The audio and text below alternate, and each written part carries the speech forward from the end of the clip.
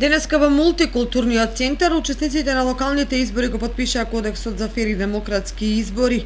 Настанот го организира Општинската изборна комисија според протоколите за јавни настани во време на пандемија, а на потпишувањето присуствуваа кандидатите за градоначалници Љупчо Папазов и Николчо Илиев, како и носители на советнички листи од двата блока и од помалите партии. Веднаш по потпишувањето еве што ни изјавија Николчо Илиев, кандидат на СДСМ. Го подпишавме кодексот за однесување на следните локални избори кои ќе се одржат на 17 октомври оваа година. Со ова очекувам дека граѓаните на општина Кочани ќе испратиме јасна порака дека за она што го заслужуваат и што го очекуваат ќе го исполниме во целост.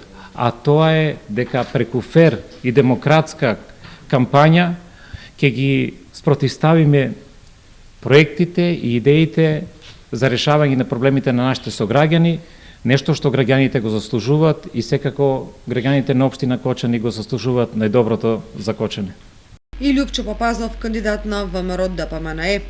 Со потпишувањето на Кодексот за фер и демократски избори се обврзуваме да водиме демократски и фер избори, кампања заснована на правото и законските нормативи и очекувам и самата содржина која повикува на фер, коректна и да не кажам и квалитетна кампања од политичкиот противник и од нашата страна.